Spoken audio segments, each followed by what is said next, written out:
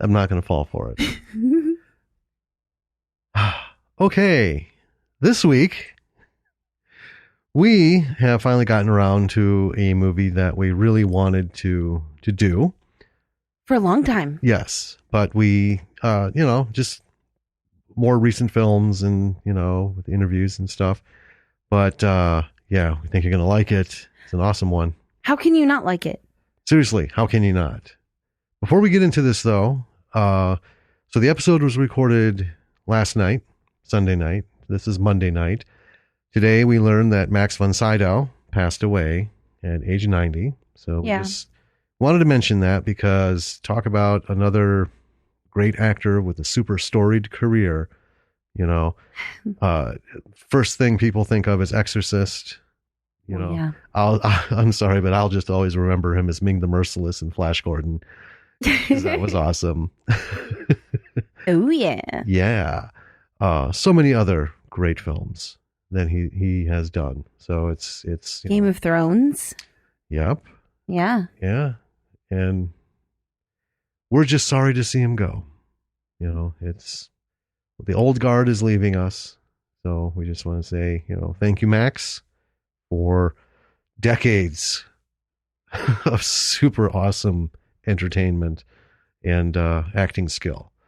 So with that, I think we're going to jump into our episode and talk about this great movie. This phenomenal cultural icon, wonderful film. Yup. Here's a hint. Midnight Movies. Shall we roll it? Let's do it. All right, we're off.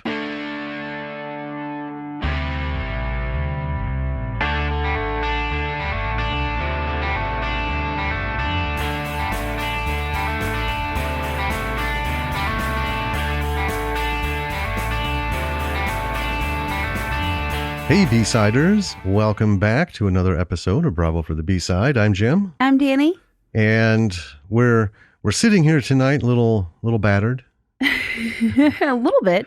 We decided to rearrange the living room.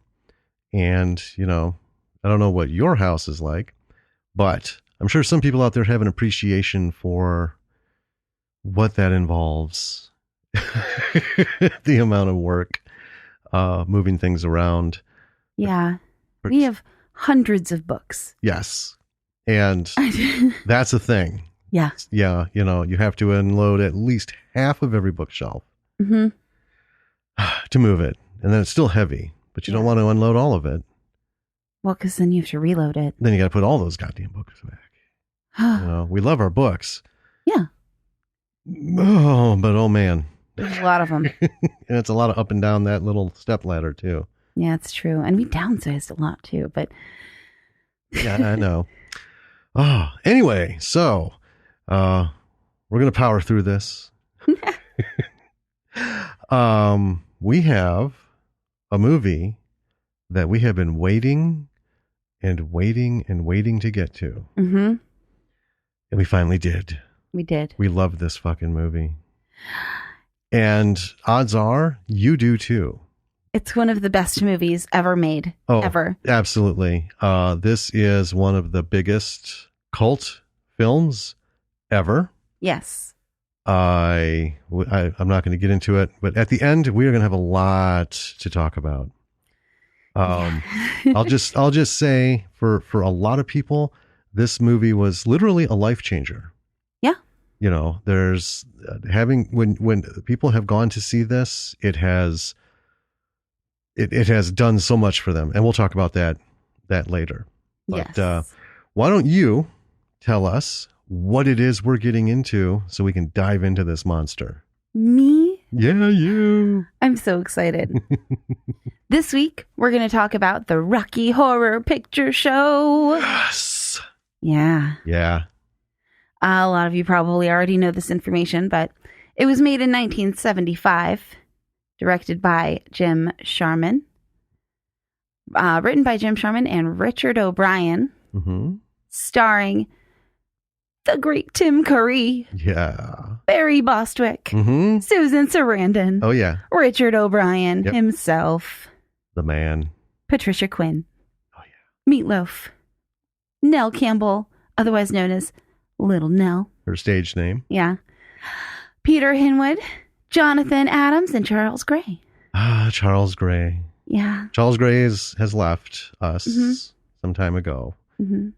But yeah. Yeah. Well, so have a few of these people.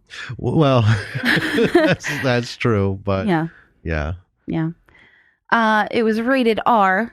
Yes, it was. The budget was $1,200,000. Mm-hmm. So,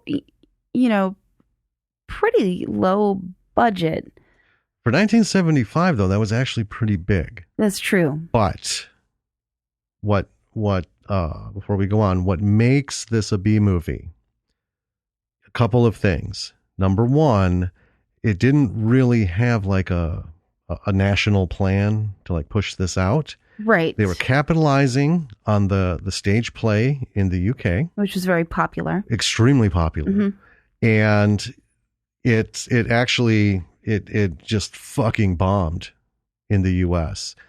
20th Century Fox planned this big Halloween release, Mhm. and they canceled it because the audience turnouts were so low in the pre-screens and everything. And they immediately relegated it to college campuses, Yeah. student film, theaters. And that was the secret. Yeah. That was it. So yeah, it had a lot of sufferings, and we'll probably talk a little bit about some of the things we know about the problems that they had. Well, it was wildly ahead of its time. Oh, it still is. Yeah. That's the thing. Yeah. Yeah. So the log line for this is a newly engaged couple have a breakdown in an isolated area and must seek shelter at the bizarre residence of Dr. Frankenfurter. That is such a lovely, beautifully, articulately simple log line for what this movie is about. Well, it's a bit of an understatement. And I think if I knew nothing about the movie and just read this log line, like in the TV guide, Right. I would probably pass. Yeah, it's not a grabber, right? No. We've had some log lines that they might have been long, Hmm. but they certainly are like, well, I got to fucking get into this. Yeah. I need to know what this is about. This is this log line has less oomph than any Star Trek, the original series log lines. The Enterprise faces an enemy. Sure, why the fuck not? Go TV guide, go. Yeah. Well, it makes me think of the totally off log line that went around the internet a few years ago about the Wizard of Oz, where it's like a young woman is transported to a new world and kills the first person she runs into, then teams up with friends to kill more. Yes. Yeah. Or to kill again. And I loved that because I've always maintained, the Wizard of Oz is not a fucking kids movie. It is contract murder. It is a lot of deception and truly evil shit. And it's all glossed over because we have the beautiful Judy Garland. Yeah. And some whimsical characters Mm-hmm. and some shiny shoes. Oh, yeah. Yeah. Sparkly shoes. Yeah. So apparently sending people to their death, murdering people. Oh, it's okay. I know. And Glenda, that bitch, the good witch, my ass. I know. I won't even get you started on the wizard. Fucking, yeah, please don't. We got a movie to talk about. Okay. All right. So let's start talking about this movie. Let's do it. Bring us in. So it's going to be interesting to talk about this movie in terms of filmmaking rather than as a cultural icon, which is kind of what I was thinking as we were rolling into it. Yeah. Because I've always just watched it in the context of this is so fun for me to watch, and it's just wonderful all around, and I can sing along with everything. Well, it's the Rocky Horror Picture Show. Well, it is. Yeah. Yeah. Going to showings. Yeah, when you hit play, it's the Rocky Horror Picture Show. You don't think of it as anything else. Right. But yeah, doing it for that, that's why I wanted to do it for one of our episodes, because it's a movie. Yes. Doesn't matter its origins. No. And I want to, before I get into this, and well, go ahead. Well, yeah, and doubly interesting because you and I can both basically recite it line by line in our sleep. Yep. And it's a musical, and we've never done a musical before. We haven't, and that's what I was going to touch on. I hate musicals as a whole. Yeah. I just, all these things out there, and if I see one more fucking commercial for Mamma Mia playing on some streaming service, I will probably kill 5 people. I can't stand it. And I grew up watching all this shit on, you know, I have so many musical lines in my head I shouldn't. Like from Oklahoma, you know. I hate Oklahoma. Right I here like in River musicals City, in general. you know. Not a fan of Oklahoma. Well, because my grandparents were heavily into them. That's Okay. where I spent most of my time growing up. And oh man. So in addition to going back to Lawrence Welk and watching all these old gangster movies and Cagney and, you know, Bogart and all this shit, musicals. Yeah. But I'll talk at the end about when I stumbled into Rocky Horror and how, fuck, you know. Yeah. So let's A lot of ground to cover. there is. Yeah. All right. So when you fire this bad boy up, we open with the iconic Lips delivering to us science fiction double feature, the title song. For those of you who don't know, and I can't imagine too many people do. I don't know. Maybe not. Those lips belong to Patricia Quinn, who plays Magenta. Mm-hmm. Lots to talk about that too. Fabulous lips. Yeah. The song is sung by Richard O'Brien. So he's the creator and writer of the Rocky Horror musical, and plays Riff Raff in the film. And this, I'll bring this up now. So Richard O'Brien, when he wrote the musical, was an unemployed actor. And we had talked about, we should stop using the term unemployed actor and just say he was an actor, because by virtue, all actors are unemployed. To differentiate, you say, I'm an employed actor. Instead of, Right. well, I'm an unemployed actor. Well, no shit. It's a hard business, man. Yeah. Yeah. But anyway, he, to kill his time and to say, fuck it, if I can't land a gig, I'm going to write my own shit. Mm-hmm. And Richard O'Brien grew up like so many others, especially in the UK. They had a larger funnel of these B movies and sci-fi things and, Oh, yeah. B horror movies than we did here. Yes. It's really weird. So, I mean, that opening song, It's a love song to B movies. it really is. There's so many fucking references. And the first time I heard it was like, I know that, I know that, I know her, I know him, I know that, I know her, I know him. Oh my God. So, yeah, I wrote down on my notes, it's like musical porn Well, yeah. or musical movie porn Mm-hmm. to a geek like me. That was my thought, so to all of us who love it, that's what it is. And it doesn't hurt that the song and the music, like everything else in here, is just fucking great. Yeah. Yeah, that doesn't hurt at all. Yeah. So then after the credits roll, the movie starts. Yep. And there's a church, wedding music, a lot of people gathered around, and a couple exits of the church, and they're set upon by their friends and family. In the back, at the doors of the church, are some stony-faced looking eerie characters, Yeah. just like American Gothic. Yep. Mm-hmm. I know. Because the wedding's a joyful thing. Yes. The groom is talking to Brad, who, is our main guy, Barry Bostwick. Love Barry. Brad's girlfriend catches the bouquet and she's ecstatic about it, and the couple drives off. And we learn that Brad's girlfriend's name is Janet, because he starts singing a song to her called "Damn It, Janet." Yep. They're talking about how wonderful it is, and as they're walking and talking, Brad's, he nervously starts to break into the song, Mm-hmm. and it's cute. He's kind of fumbling a little bit over it, and then once he's in it, though, he's like on Broadway.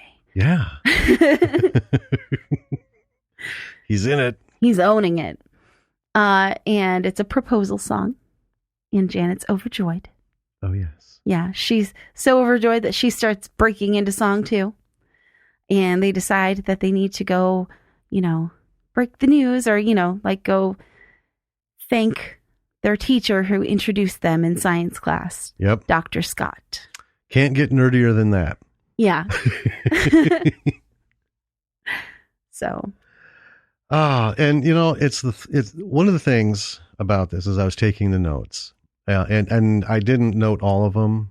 I mean, there's just too many. You need to watch it a few times to catch all the little things. They add so much. So it's the attention to detail of these little things that increase the impact.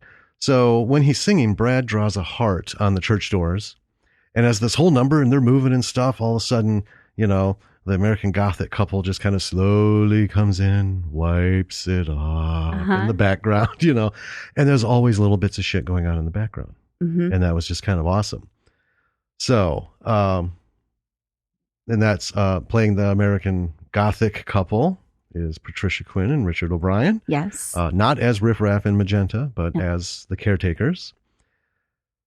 So now then we're inside the church, and then we're joined by Nell Campbell, or Little Nell, who's also as dressed as a church caretaker. And the three of them are setting up for a funeral as the song progresses. Yep. So it's this, we're getting married. Oh, let's go share it with everything. And they're bringing out a tiny little casket. And a really tiny coffin. I know. That was not lost on me. No. And we listened to the comments. Oh, yeah, the commentary. On the latest one. I don't know if I should mention this, but I thought that casket was a little small. I don't know what that says.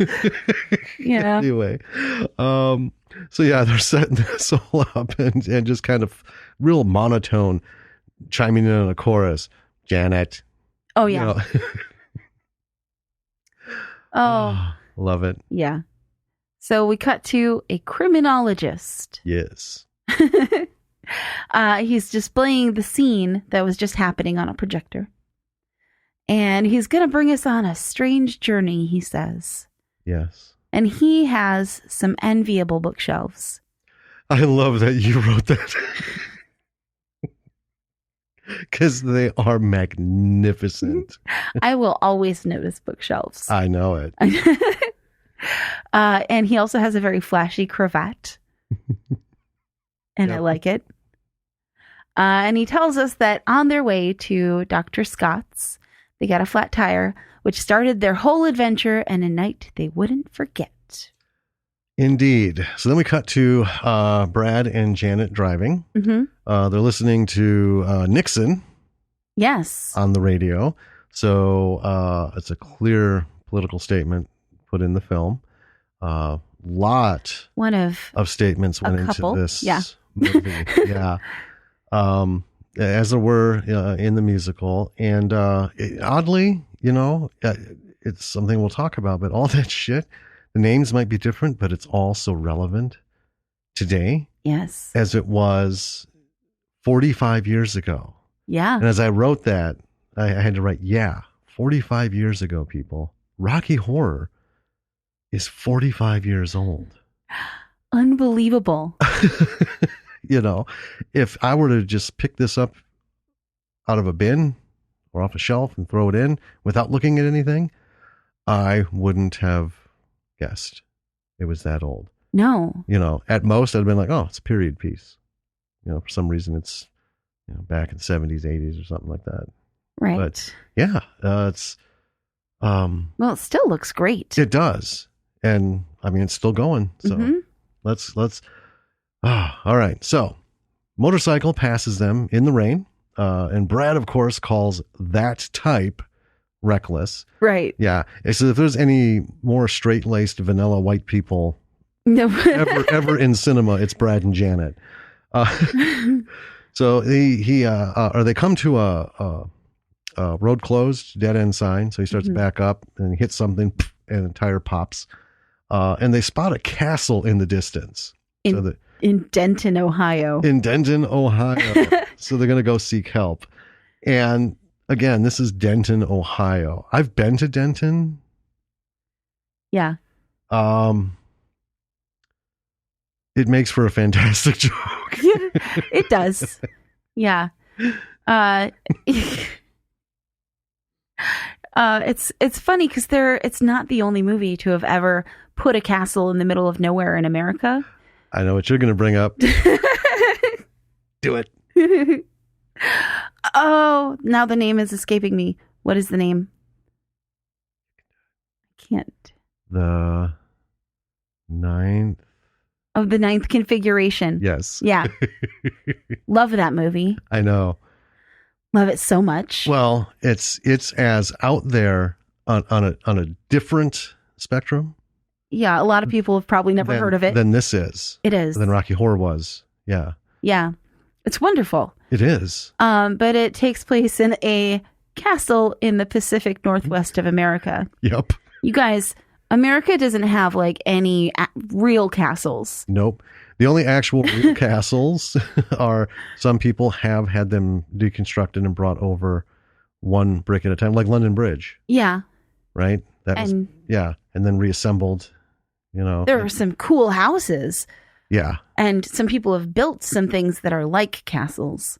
But yeah, this is not just like a castle structure. It's the whole fucking thing. Yeah. It's the main castle building, the walls, the in-buildings, the outbuildings. Yeah. Yep. Just everything. Sure. Owned by the military. Yeah. Of course. Why not? Anyway. Yeah. Back to Rocky Horror. They come upon a sign. So they're approaching the castle. And there's a sign at the gate that says, "Enter at your own risk." And it's pretty creepy looking. And they kind of look at it and then they just walk past it. Of course. They don't even say anything about it. No. they give it a good look. Like you can see they see it. Like, Yeah. And we get some like cheesy 50 movie vibes with lightning. And these were intentional. Yes. And then they start another song. Mm-hmm. And it's, as they're coming up, it's over at the Frankenstein place. Well, there's a light. Yeah. Yeah. I think the song has been known by either of those names. Yeah. It doesn't matter. It's a great song. They're all great songs. But despite the many clear red flags as they're approaching the castle, our plucky little couple doesn't stop. And another character starts singing from an upstairs window, very high. Yeah. Mm-hmm. And I love it's Richard O'Brien in the window. Yes, it is. And I love that creepy image, you know, of just a face in a window contrasts with the really optimistic tones of the song that they're singing.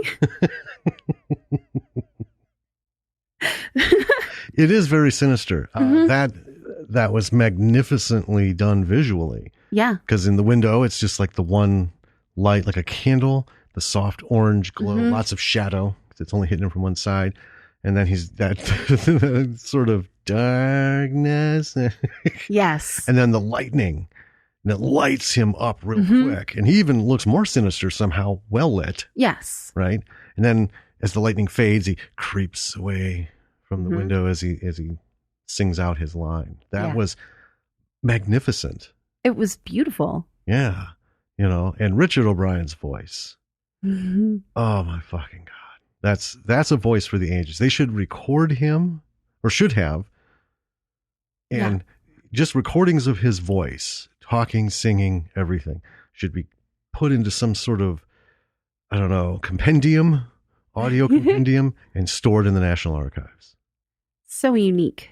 I know. It's magnificent. All right. So after that, they reach the castle. They ring the bell. Riff Raff opens the door with one of the most memorable lines in movie history. Hello. That was great. Oh, thank you. So Brad introduces himself and Janet and asks to use the phone. I love this. Riff Raff responds, "You're wet." Yes. Yes. They reply. And so he invites them inside. And then we hear some muffled, noise coming from somewhere in the castle. Obviously, party, lots of conversation. Yeah. Some undertones and stuff. And it's a party going on. Janet's frightened because, in the old sci-fi horror movies that this is tribute to, Yeah. the 50s and 60s, the women are always frightened, Yeah, of like everything. right? And look to their man, Mm-hmm. even someone like fucking Brad, who doesn't look like he could defend himself against himself. Brad. And Brad says it's just probably a hunting lodge for witch weirdos. Janet asks if it's a party, and Riff Raff says they've arrived on a very special night. The master's having one of his affairs. Mm-hmm. And Janet says he's lucky. And then we meet Magenta, who has been sitting motionless, laying on the railing upstairs on the side of the crane. She slid down. Yep. And, she's, you're lucky, we're lucky, you're all lucky, Mm-hmm. And then, Riff Raff starts out the time warp. yes. Yeah. Probably the most famous song from this movie. Easily. It's the only song that had hardcore MTV play. Yeah. They cut this section of the film out and ran it as a music video. That's awesome. I know. The singular focus of the camera work is really a treat in this song, which is probably why they just cut it out and made it into a music video. Yes. Because, I mean, well, we talked about it before. A person can watch this 100 times and like still catch something new every time. Right. But there's never-ending flow of movement. Mm-hmm. And this song really showcases it very well. But it's throughout the whole film. Right. This film is just like boom, go, ba, ba, ba, constantly, right? And the camera is so perfect in catching all of that. Yes. At the right angles and the right frames and the timing. It's great. It's stellar. It is. It is, I would say, at the very least, in the top 5 of best camera work ever. Yeah. Beginning to end through a film. Mm-hmm. There are those movies that are like, man, that fucking scene was awesome. The rest of it was just average. This was brilliant because it's a musical. Like I said, there's movement Mm-hmm. throughout, and it's never dizzying. Nope. It's fun. It's chaotic when it's supposed to be, right? Mm-hmm. But yeah, it's fucking brilliant. And even the criminologist is caught up in the song. Yeah. He starts singing and dancing it, which is a really interesting kind of fourth wall break. Yeah. Because he's already breaking the fourth wall, right? Kind of. Well, he's talking directly to us. Right, he's narrating. Yeah. Mhm. But he's the narrator, and he's It's like a reverse. well, and yeah, he's talking out of the past Right. because he's got his file. This was the Denton affair. Yeah. Well, it's like a reverse fourth wall break. Yeah. Like he's breaking into the movie Yeah. as the narrator. That's an excellent way of putting it. Yeah. Yeah. Kind of cool. Sweet. So, the song, the dance, the criminologist giving us the steps. If you don't know it, you got to watch the movie. Can't describe the whole number for you, but it is what it is. This is the song that can play anywhere at any party and people will fucking jam. Sing and Right. dance. Yeah. And one of the things, here's another one of those little moments, right? So while delivering his lines and stuff, you see Riff Raff pick up a donut. He just kind of like wipes it off on his sleeve and real slowly hands it out to Brad and Janet. And at that point, part of his part of the song, he's gets really loud. He throws Yeah. the donut. But I just love that little thing. And then we get to Columbia. Mm-hmm. So this is Little Nell, Yep. Nell Campbell. And it's brilliant. She has her chorus, and then she goes into a beautiful tap routine. And then we have the chorus again, the criminologist, who is all up in it by this time. Oh, yeah. Yeah, he's, on the deck, just going nuts. And then we have the wind down. Everyone hits the floor. And of course, Brad and Janet are thinking of getting out of there. So they're backing up, and then the famous line, I'm cold, I'm wet, and I'm just plain scared by Janet, Yeah. and behind them, we have one of the old lift elevators coming down. And then we hear the boom, boom, boom, boom, boom, boom. And the people, the Transylvanians, and everybody, Riff Raff, Columbia, Magenta, all of them on the floor start lifting their heads up. Yep. Looking towards them. And then we see it, the close up of the high heel platform boot tapping. Sparkly. Boom, boom, boom. And, and then we see the fishnets after the tapping foot. And then, bam, we have Tim Curry, Dr. Frankenfurter. Yes. And we are all of a sudden knee deep in the song Sweet Transvestite. It's one of the most fantastic entrances. Oh, Jesus Christ. In film. Ever. I don't think anyone alive or fictional comes close to that entrance. And so at the tail end of the song, he invites Brad and Janet to stay the night and join him in revealing the man that he has been making. And then, of course, one of the famous, this has been on T-shirts, cups, and everything, Tim Curry. I'm not even trying to pretend to do Tim Curry. Because it won't be, but, the line, come up to the lab and see what's on the slab. Mm-hmm. Oh, it just warms my heart. I feel like I need a Rocky Horror Picture Show shirt. Why don't I have one already? Right? All right. Yeah, we'll talk about that kind of thing later, too. Mm-hmm. Yeah. So he goes back up, and Riff Raff and Magenta are tending to Brad and Janet. They grab some towels, some bloody towels. I know. Drying them off. They're drying them off and removing all of their wet clothes except their underwear. Right. Which for Brad is literally just briefs. Yeah. And for Janet is a bra and her, what is like a modesty underskirt? I don't know slip? what. A slip? Yeah, I think or that's a quarter slip. A slip. Can't remember how long her dress was. Know. Anyway, her knees are showing with the slip though, so I think it's a half slip. I don't know. They then hustle them into the elevator, and Riff Raff has got a bottle. Yeah, he's drinking from the bottle. And he just drops it. Yep. Yeah, it gets this really strange look. I love Richard O'Brien so much. And Riff Raff and Magenta explain that they're Frankie's servants. Right. So we get up to the lab, and Frank is in his Scrubs dress, which I thought was awesome looking. Yes. So it's a dress made of scrubs, wearing the pink triangle on the chest that was used in Nazi camps to designate homosexuals.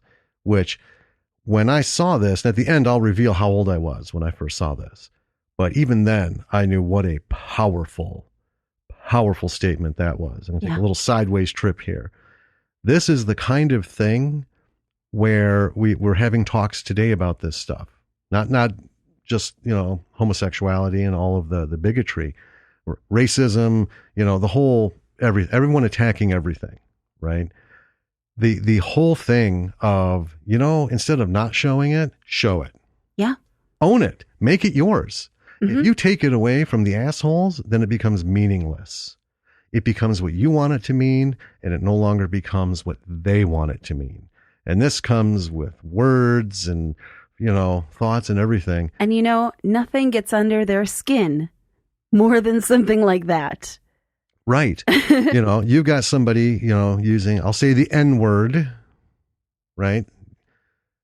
If you take away from them what they want it to mean, it pisses them off. Yep. Because it's meaningless. And how many times have we seen this in movies? Spike Lee is good about putting this in films, and a lot of directors and actors and activists, that's my word. Well, yeah. That's my word. You can, what you're saying doesn't mean shit because I own it now. Well, it de-weaponizes it. It does. And it's not like it's been done, meaning it's succeeded, right? Because we're still fighting these battles. Well, yeah. Whether it's, like I said, words of racism, religious intolerance, bigotry, hatred, against all and I'm going to admit I have a hard time with the super long string of letters that it's become, because when I was little, it was just gay and lesbian, so now it's the LGBTQT or TQ, either way. But there's even longer ones. I just can't remember all that much. Yeah, but there's anyway, a spectrum. Well, and here it is. This was an awesome thing in this movie in 1975. And anyone watching this movie, if this passed you over, and that's fine because you're watching a movie, you don't notice every little thing on every little piece of stitch of everything. But think about it, and understand, make it your own, right? Because we will have a world one day where, regardless of your sexual identity, however you want to phrase it, anyone included in that massive sphere, take it and own it, because one day we will win this, right? Yeah. And there won't be a need for these. That's my big thing. I understand why they're being used. I would like to, before I die, see the day where we don't differentiate anymore. Are you non-binary? Are you transvestite? Are you transsexual? Are you, gay? Are you homosexual? Are you lesbian? All the different terms where it doesn't fucking matter. We won't think to ask. John is John. Mary is Mary. Doesn't matter what they began as, right? Yeah. Physically. Doesn't matter what their attractions are, their predilections are. None of that. Right. It's just, hey man, hey, what's up, dude? Hey. And leave it at that. So there's my soapbox. Okay. Because I just thought that was just so super powerful. All right, back into the movie once we get past the dress. Brad and Janet introduce themselves. And I love this. Brad accidentally introduces his fiancée, Janet Weiss, as Janet Weiss. Another statement. So Brad is now being manly in a nerdy way because he's talking about tattoos and stuff, and we just want to get a Well, he's feeling emasculated. Yeah. Well, he's wearing Hollywood underwear. I can't help but feel sorry for him because anyone who wears tighty whities knows that they don't come up to just an inch below your nipples. That's a girdle. Or a corset. He's wearing the giant, underwear. They're not flattering. They're not. And it's funny because of what this movie's about, that they have these you can't, it's like to hide every, there's statues all over the place with testicles and penises hanging out. But God help us if we see one of the actors, right? Yeah. Have any kind of physical construction between his legs. But yet Susan Sarandon is just one uncontrolled hop away from her nipples popping out of that bra. Well, yeah. It wasn't a 60s bra. Yeah. They looked like the big dunce cones. Yeah. Well, and noticeably all of their undergarments are just plain white. Right. Like her bra isn't particularly fancy. No, but it is revealing. Well, yeah. Yeah, because she's jiggling and joggling, like I said. Well, I mean, and that's just it, But then, yeah, she's wearing the slip. Mm-hmm. All right. So yeah, Frank is, hitting him up about tattoos. And he asks Brad if he's got a tattoo, and Brad looks at him like he's just been asked to kill his dog. Certainly not. And when he asks Janet, she just giggles. Mm-hmm. So he thoughtfully gives them some lab coats to wear. And the Transylvanians are watching from a ramp that kind of goes around this very pink lab. And I love the lab. Yeah. It's very beautiful 50s. Set. Yeah. In its design. Yeah, it is beautiful though. Yeah. And Frank announces that he's going to unveil his creation. He knows the secret to life. And he snaps on some pink dishwashing gloves. It was a nice touch. Even snaps them. Yeah. And he has Magenta and Columbia unveil the tank. So they pull the cloth off of the tank. Yep. And inside is a body wrapped in bandages like a mummy. Mm-hmm. Mm-hmm. He tells Riff Raff to turn on some. He has names for the equipment, and I know, they're supposed to sound like cheesy 50s names for sci-fi equipment. Yes. Yeah. Yeah. And a chandelier comes down from the ceiling, and Frankie turns some knobs on it. It's very like mad scientist-y. Mm-hmm. And some colored liquids go pouring into the tank and fill it, and making a rainbow. Yeah, as it fills, it makes a rainbow. Mm-hmm. Yep. Yeah. And then, boom, the body starts coming to life. He's unmasked. And Frankie's all about him. And Rocky is born. There's gasps. Yeah. And then Rocky begins to sing The Sword of Damocles. Mm-hmm. Very apt. I always thought I'm at the start of a pretty big downer is a line for the ages. He's not wrong. I can think of many times I could have applied that to my situation. Yeah. So now Columbia and Magenta are stripping off the bandages. Rocky's unwrapped, only to be left in a glittery gold set of underwear that leaves nothing to the imagination. Mm-hmm. And I was, always thought that this was another way to emasculate Brad.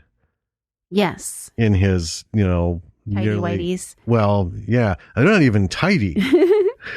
Loosey whities. Something. Yeah. I always thought, man, that's... anyway. Yeah. Not only that, but Rocky's super buff. And he's, Oh, yeah. Peter Hinwood. Yeah. Was, well, yeah, absolutely. I mean, the guy knew how to show every little ripple, which is why he got the part. So then we're treated to Frank completely losing his shit as he fawns over. And Tim Curry is the only human being in the world who could have pulled this off on film. Fucking awesome. Mm-hmm. And Rocky, of course, is running from Frank in terror because he's just like a couple minutes old. Yep. And then afterwards, Frank's fishing for compliments, and everyone's like, "Oh, marvelous, master! Credit to your genius, master." And then Columbia, "Hey, he's okay. He's okay." So Frank just and then he bursts into, "I can make you a man." Yes. And it is here that Tim Curry's humor really breaks in. I mean, he's been funny before, but this is like, yeah. It's fucking hilarious. It is. It's great. And at the end of, well, it's actually not the end of the song. He's interrupted singing. Right. Yeah. It's one of those break-ins, literally. Yeah. Yeah. The deep freeze opens, and Eddie, played by Meatloaf, looking pretty rough with a giant gash across his forehead. Like the Frankenstein gash that was stapled. Mm-hmm. He breaks in with a little rock number called Hot Patootie. Yeah. Yeah. And Columbia just loses her mind. She's all about Eddie. Oh, yeah. Eddie! Yeah. Frankie, however, looks murderous. Yeah. The whole time he's just glaring at him, and he's getting really pissed when everyone starts dancing to Eddie's number. Yeah, his glee and mirth have vanished quickly. Yeah. Yeah. Oh, so it's when Rocky shows interest in Eddie. Mm-hmm. Frank gets really bent. So he throws Rocky in the elevator cage, starts leering at Eddie. And as the song ends, Frank has a pickaxe. Yep. Right? Goes after Eddie. So everyone's screaming. And they go into the deep freeze and you hear some stuff. And then one bloody axe later, Eddie's gone. Frank comes out. There's blood trickling out through the ice down the thing. It's about as gory as you can get without actually showing the impact of it. Right. They didn't spare the sounds. That was yeah. Squish. it was all there. Rocky's freaking out in the elevator cage, so Frank runs to him and calms him down. And then Frank reveals to Rocky that Eddie was a thing, but he wasn't anything great. He was a distraction, it was a moment thing. And says he had no muscle. Rocky flexes, and then Frank gives us one of his fucking awesome, legendary shrieks. I can't even imitate it. It's a shriek of delight. I know, it fries my throat trying. It's just awesome. So then we get a reprise of I Can Make You a Man. Even Janet can't contain herself. She busts in. Mm-hmm. Brad still looks like he had a 2x4 stuck in his ass. Yeah. And then Frank and Rocky head off to the bridal suite. Yes. Which is just off the lab. Of course. Hey, why wait unnecessarily? Right? Yeah. Castle's big. Mm-hmm. The shortest journey is best. That's true. Back with the criminologist, we learned that Brad and Janet were shown to separate rooms because he's explaining this. Yes.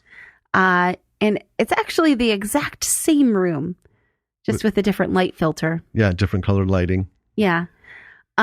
Which, a low budget movie might use as a money saving tool. Mm-hmm. But this movie actually used it as a really clever tool because their evenings are mirrored. Right. And so having the room be the same. Yes. Really played into that a lot. Yeah. Yeah. So we start out in Janet's room. There's a knock. In comes Brad.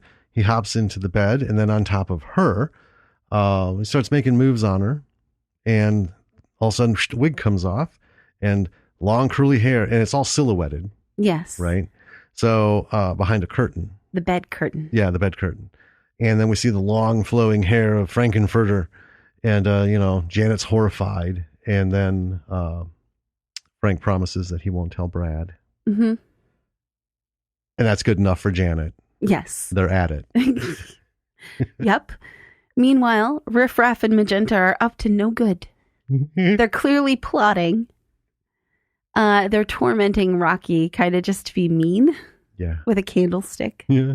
And Rocky's not too bright. Well, no. Well, he has half a brain, as we learned. Yeah. Half of Eddie's brain. Rocks in his head. Yep. But so he's scared and runs away. And then Riff Raff and Magenta just neck. I know. So back to Brad's room. Same setup, silhouetted. The bed veil thing. So Janet runs in, jumps into bed, hops on top of him. The wig comes off, and it's Frank. Yep. And Brad is repulsed with all the verve of a man who is sexually challenged. Yes. And that's the thing. The characters, Janet responds way differently than Brad. Right. Brad isn't so. Janet's about the situation, the sanctity of commitment. She's engaged, but she still, fucks Frank anyway. Brad, it's not the idea of doing something while he's engaged. It's the attack on his sex. He's a man. Well, yeah. He's a man. This is, and that's where all of his oof comes from. Because otherwise he has nothing. Yeah. Right. So Frank, ever the seducer, talks Brad into giving over to pleasure, and they're at it. And then Riff Raff comes up on a monitor telling Frank Rocky is loose, or the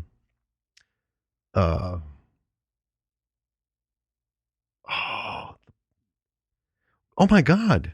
Oh, what? Anyway, nothing. So anyway, he's loose somewhere on the grounds. Mm-hmm. So then we see Rocky. He's running in the rain. There are dogs in pursuit that Riff Raff set upon him. Janet goes back to the lab, and she gives this little, oh, if only, monologue. Yep. Oh, if only we hadn't done this. Only had a flat tire. If only we hadn't gone to see Professor Scott. Yeah. Blah, blah, blah. And then she turns on one of the monitors, I think by accident. She's messing with the stuff in the lab. And she catches Brad in bed with Frankie on the monitor. Yep. They're having a cigarette. And she's like, oh my God, a little bit hypocritical. A little bit. Yeah, but then she discovers Rocky in the tank. He's slightly injured.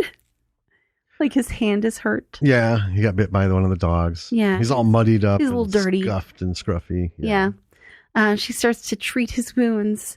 And then she realizes, oh, yeah, I'm alone with Rocky. She sure does. The criminologist lets us know that Magenta and Columbia are watching the whole thing unfold on their monitor. And Janet gets her own song while she seduces Rocky. You know, the film quality of this really holds up. And I know it's, well, we watched it on, because we have it digitally on iTunes. We also have the DVD. I think we watched this digitally. And it's probably been remastered over time. It was, because we bought... when it was digitized. The anniversary edition. Yeah. Because we had the anniversary edition DVD. Yeah.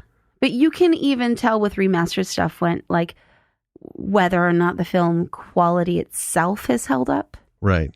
Because you can't, fix. A lot of things you can't fix. Right. I mean, you can tighten up some stuff and some edges and stuff. But yeah, it stands up. Because you can actually go out on YouTube and dig around and find the Time Warp MTV music video. Yeah. And there was no touching up. MTV wasn't too long after, right. the rise of the midnight movie, Mm-hmm.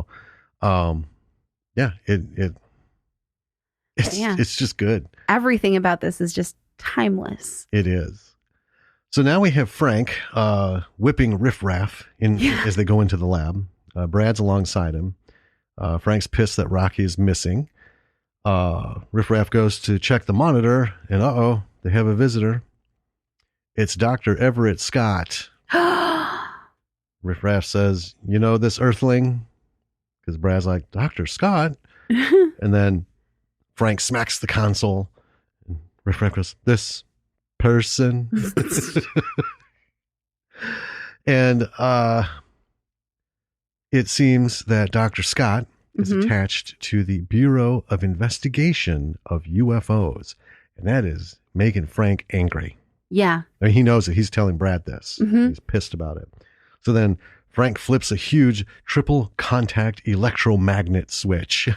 Yep. Jing, jing, jing. And Dr. Scott is pulled through the house in his wheelchair. Through all these rooms. Upstairs. Yep. Upstairs, around corners and everything. And he comes crashing through the wall of the lab. Uh-huh. Because the only way in is the elevator. Kool-Aid Man style. Yeah. And then we get the as he goes down the ramp. And bam, right up to the magnets. Mm-hmm. So we find out that Frank thinks Dr. Scott has sent Brad and Janet as spies. Dr. Scott says he's there looking for Eddie. He's surprised as hell to see Brad standing there in a robe. Right. We learn that Eddie is Dr. Scott's nephew. Mm-hmm. And the news causes a gasp from everyone, including Janet, who is hiding in the empty tank with Rocky under a sheet. Yep. And just as they kind of discover that. Yeah, it's a whole thing. And as it's coming to a head, all of a sudden Magenta comes in with the gong. Bang! Master, dinner is prepared. Yeah. It's just the best. So the criminologist then gives us a little explanation of how food and dinner has played a role through history. Yes. So then we see everyone sitting pretty sullen. Yeah. At the table. They're in the dining area. A dining room. Right. While Riff Raff and Magenta are bringing out a gigantic roast. Looks like a dinosaur leg. It reminds me of the Flintstones. Yeah. And Frankie toasts to absent friends. Yes. And puts on a paper party hat. I know, the little birthday hat was little so magical. Tiny one. Yeah. He's the only one. And he sings about half the birthday song. Yep. And then he stops and everyone's like, okay. Shall we? They eat. Dr. Scott says he wants to discuss Eddie. And Frankie goes, well, that's a rather tender subject. Another slice, anyone? Yeah. Yeah. And Columbia's upset. She starts crying and runs out of the room. Yes. Mm-hmm. We get another song about how Eddie was a troublemaker. Yeah. Mm-hmm.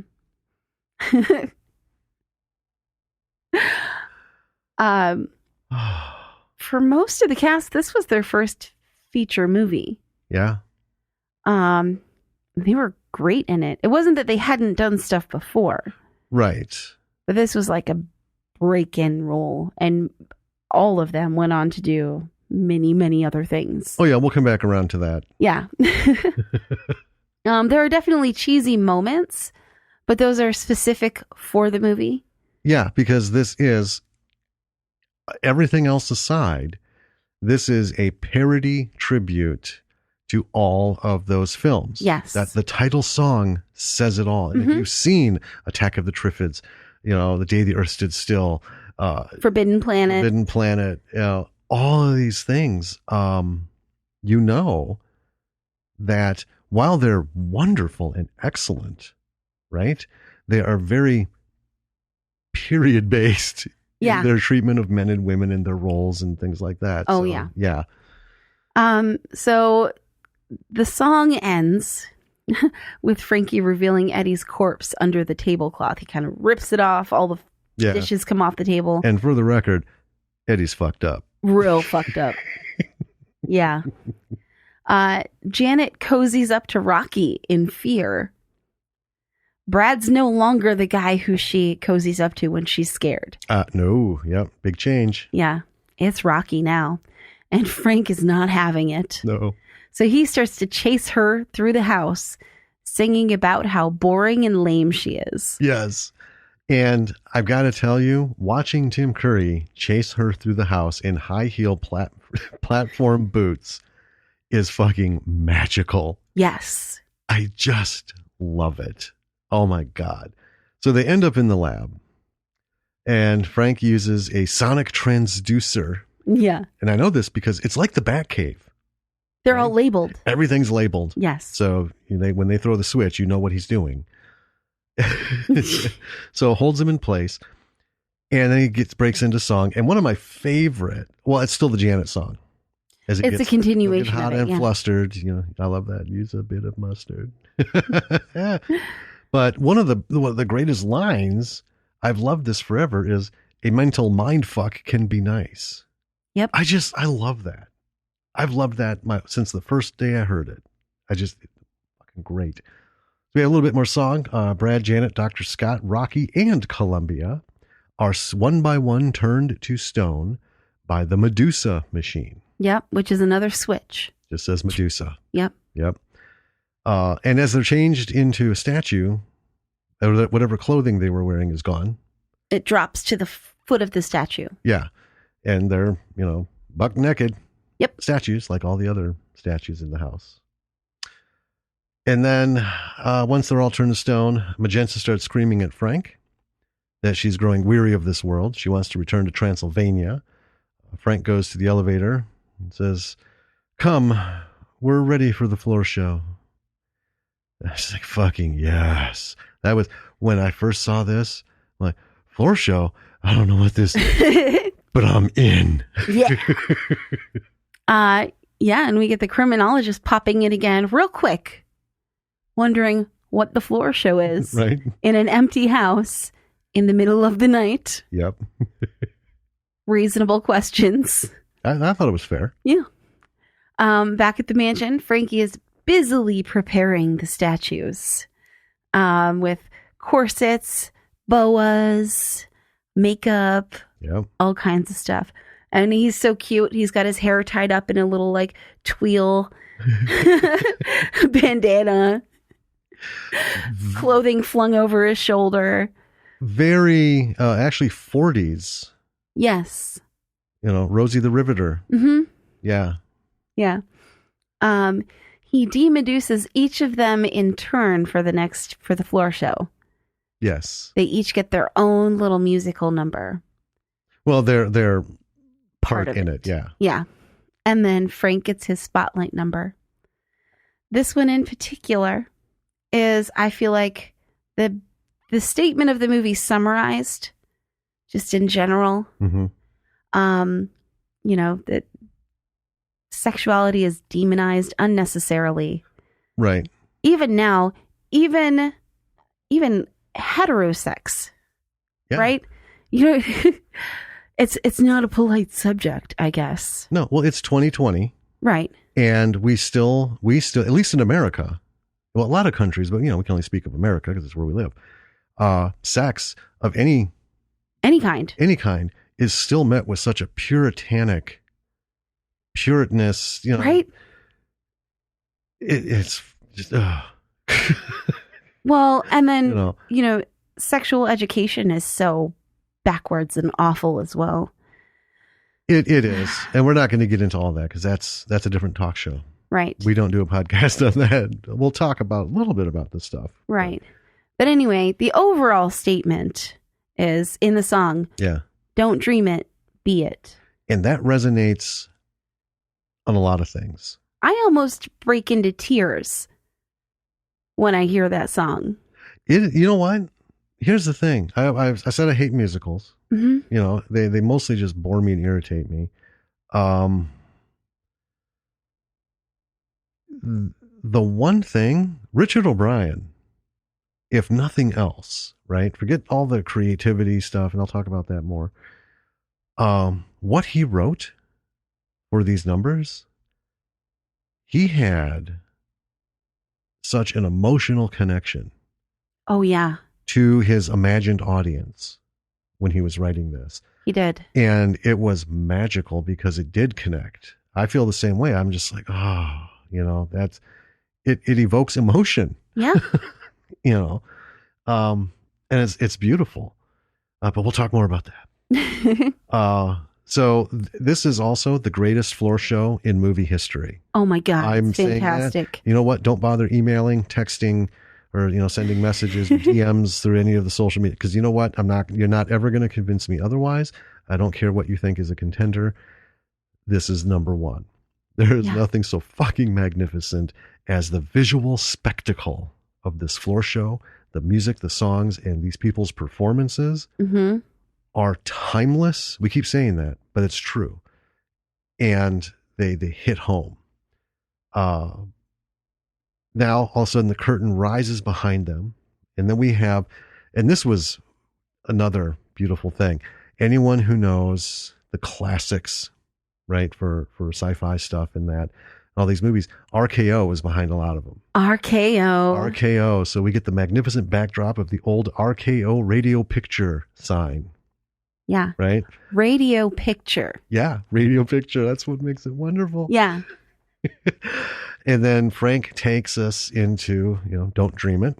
Mm-hmm. Be it. So the number is fantastic, as they all are.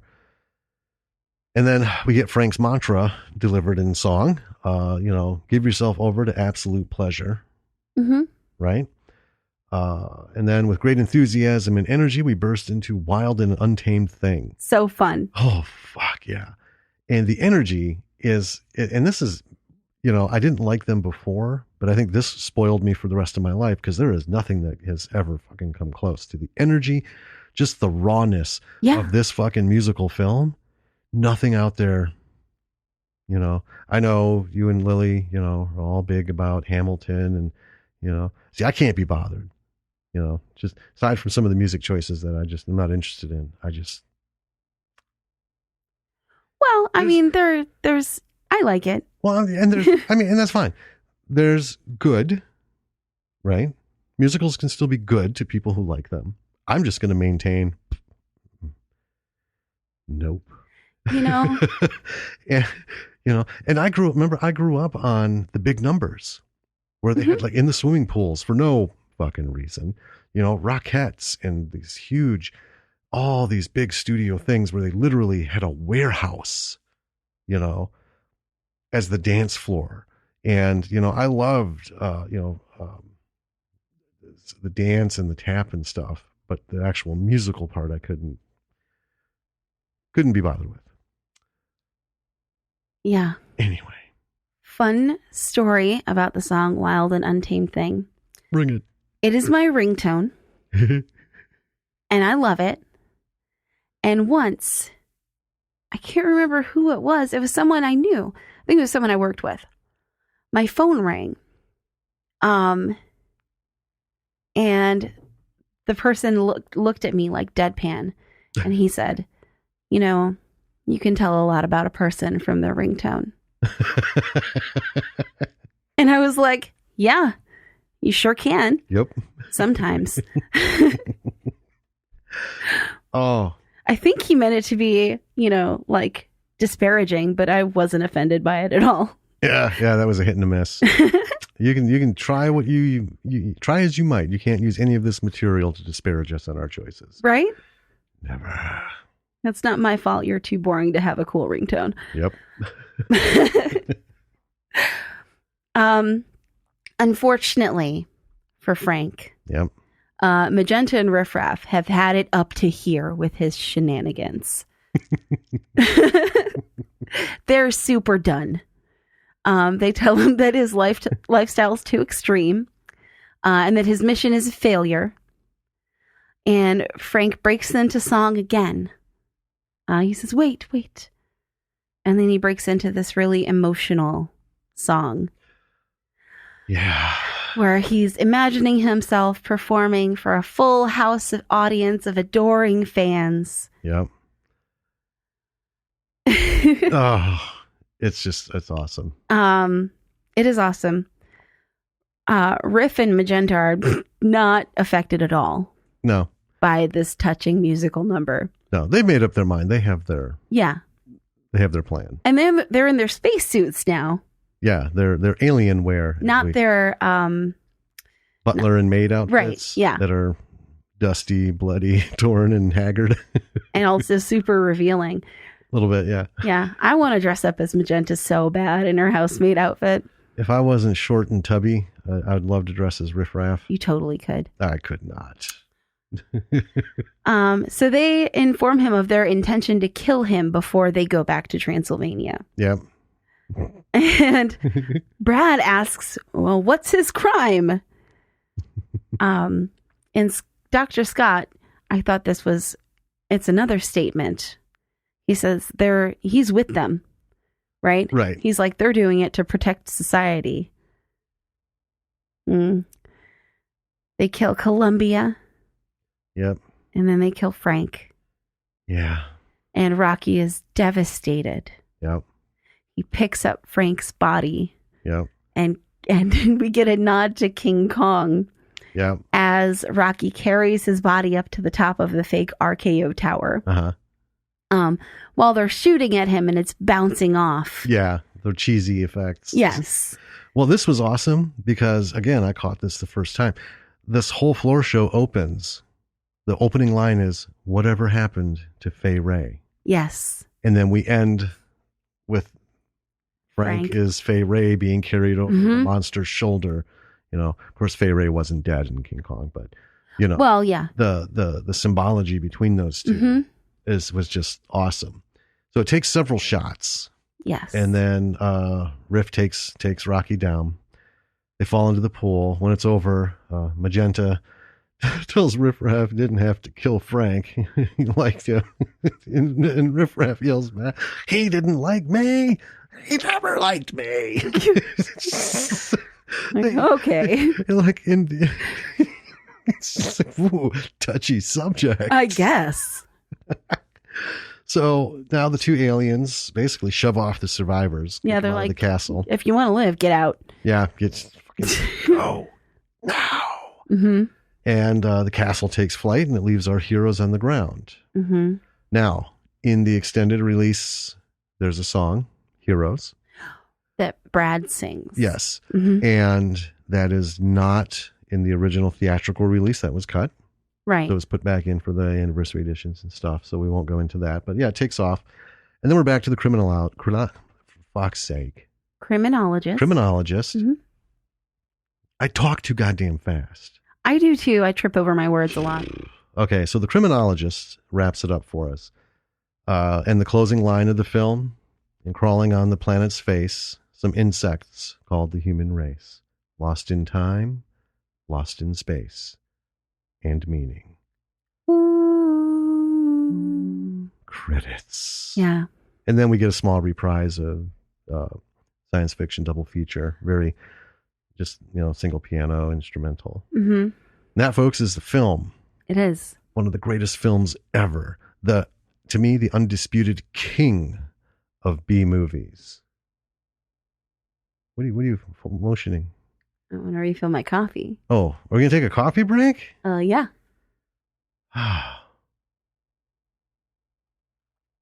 Really? Yes. Well, now I could have covered that up.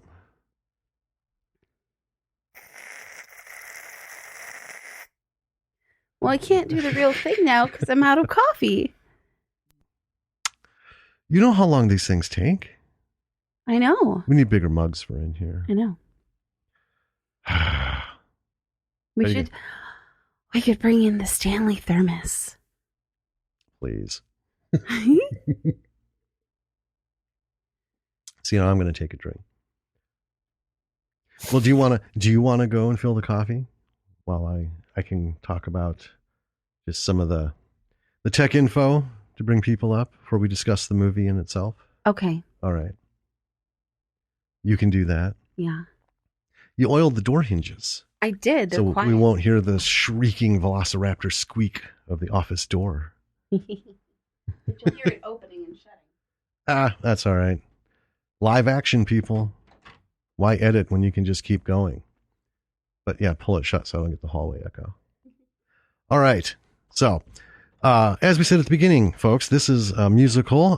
Hit the stage in 1973. Richard O'Brien wrote it, did the songs. I'm just, everything. And it's, interestingly enough, Jim Sharman directed the musical in the UK. All right. So that's how he got attached to this. And it's pretty cool that he was able to carry through to be the director of the film. And the cast, Richard O'Brien and Patricia Quinn were in the musical. They played different parts here and there. But when it came over, the whole point of the musical, the reason it started kicking off in the UK is because we were hitting the androgynous sexuality. All right. We're talking, Ziggy Stardust, right? David Bowie doing his whole Ziggy Stardust thing. And it not just in the UK, but here, there was starting to become a lot of challenges to, expression of sexuality, identification of who you are as a person, and everything that goes with that. When it got picked up, 20th Century Fox was the one that wanted to put this out there. And like I said, interestingly, it did shitty when it got here.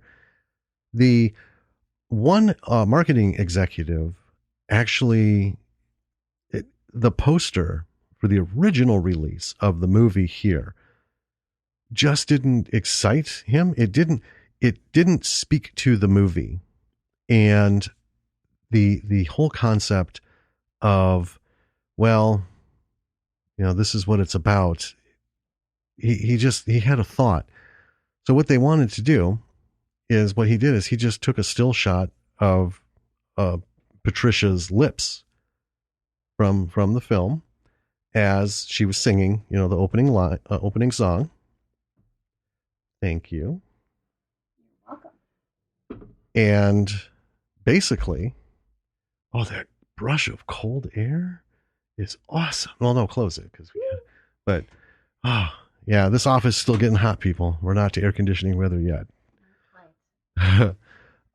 So the poster, it became the iconic poster that we know today. The lips. Yeah. Just black background, the lips, the teeth, and Rocky Horror Picture Show. Mm-hmm.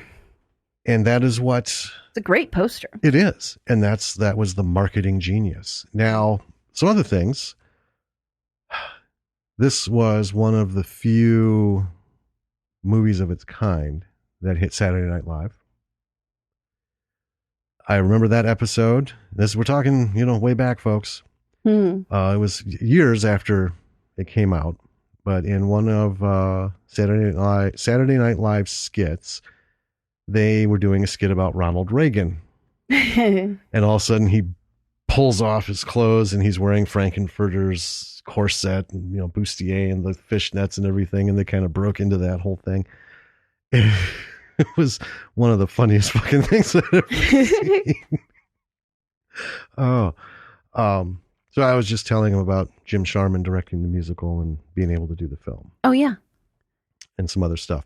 But when I first saw this, and this is the benefit of having a less than vigilant parent who truly didn't give a shit where I was. I saw this in 1979, and I was 8. It was my 9th birthday at the end of summer, but it was the beginning of summer when I saw it. It was just starting to make its rounds in the midnight movies, and played here in Madison, Majestic. So I just left the house, took the bus downtown, stayed out way late. Here's the thing. Back then, in like the 70s and early 80s, people saw like an 8, 9, 10-year-old walking around. It's like they always assumed their parent was nearby. I used to go during the summer and hang out at the fucking UW and sit in on lectures and the mathematics and physics and everything. And for the longest time, everybody thought I just belonged to somebody there. Right? And after a while, I had like a little following, I had co-eds and other students buying me, treats and stuff. Because I'm just here checking it out. I don't know anybody here. They thought it was cute. Which, it is cute. Well, it is cute, but still, I think the top thing would be, well, what the fuck are you doing down Madison on a college campus? Where are your parents? Yeah, just 9 miles that way across town. But anyway, back to this wonderful movie. When I saw this, not only was the first time seeing Rocky Horror, they were doing the floor shows. Oh. The audience participation. Oh, yeah. And I was an odd kid. I mean, you know this. Well, yeah. You're an odd adult. Well, good. But I was an odd kid. I didn't have my place. I didn't understand my world. We have a folder. I started writing lengthy stories. At like 5, I got my first one that I wrote for school when I was in first grade in there. And, I was in my head, I was a writer. I loved science fiction. I loved science. I loved the truth of it. And then the just, disregard of it in film. And, maybe it could be that way, and even at that age, just understanding truths as we know them and have them come unraveled, and I saw the world very differently. One thing about Madison, it wasn't as outward all the time, but I remember from a very young age, this was the first place because, lived in Northern Illinois, but came here, and there's a lot of places in Wisconsin this wouldn't have happened. But I remember seeing men and women walking, holding hands. Yeah. 2 women, 2 men. Now, and that sounds like fucking nothing. But, in 1976, when I'm a little kid, like, what? Because they talk bad about this on TV. I'm like, whoa, and I had a respect for that. And I loved that. And I just didn't understand what it all meant. And then I saw this fucking thing. And I saw the people playing along at the stage, on the stage, dressing up and going along with it. I'm like, what the hell, man? This is, There's nothing like this movie. There is nothing like it when you have the audience participation part and everything. So this movie was my introduction to myself. To, you know what? Because those words, don't dream it, be it, isn't like an inspirational thing. Because you can get that shit on coffee mugs. Well, yeah. Don't dream it, be it means don't fucking dream about being yourself. That's how I took it. Don't dream about being yourself. Be yourself. Embrace yourself. Love it. Revel in it. And from that point on, I never fucking looked back. Movie geek, science fiction geek, writing geek, book geek, just all over geek. Yeah. We still are today. Well, yeah. We're still surrounded by our toys and our figures and our collections and stuff. Yeah. We should post a picture of our office here. Our wall here. For Instagram and Twitter and stuff. I think I will. Okay. Well, it'll happen before this comes out. It's a little cluttered, you guys. But yeah. It's a lot of toys. But anyway, so yeah, as we start talking about the movie, I think the biggest thing, and the whole reason we love movies is because a good movie will impact your life. We go to movies to see reflections of ourselves. We look for validation. We're human beings. Yeah. We want to see ourselves in a character on that screen so that we can connect and we can experience or empathize or, something. We just want to see a shred of it. And, even horror movies, which one are you? Well, I'm the one that screams like a little girl and runs, I'm the one that, stands up and gets his ass. Yeah. Everyone picks somebody from it. Yeah. Well, yeah. And this movie was the first movie to really revel in and celebrate, people just being who they are. Right. While you were getting coffee, I was telling them how in the UK this came about because it was David Bowie's Ziggy Stardust. Oh, yeah. Androgynous, right? Yeah. Non-binary. Ziggy Stardust. What, people were like, what is it? What is? Oh, yeah. People were real confused. Yeah. Yeah. Is supposed to be a man, a woman? It was androgyny.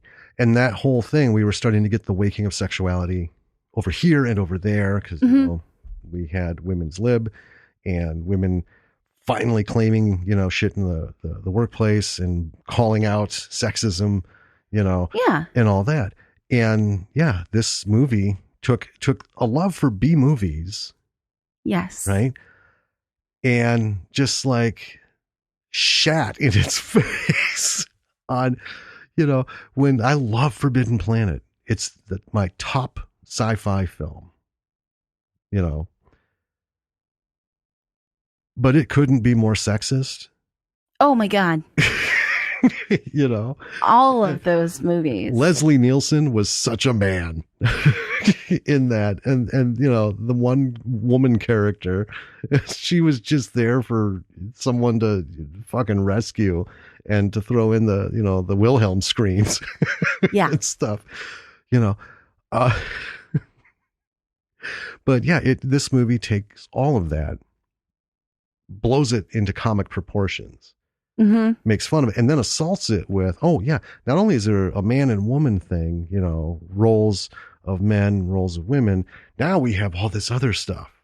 Well, yeah. Right? We have, gay, lesbian, bisexual, transvestites, and, and I'm not going to jump on board this one.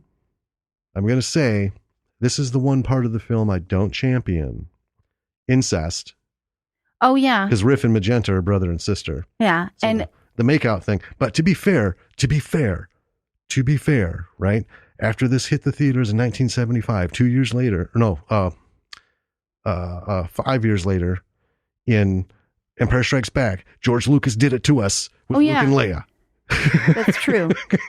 And that tiny little makeout session in the med bay. So yeah, we can't. I'm sorry. I also can't champion building a human person as essentially a sex doll. Right. The plaything has,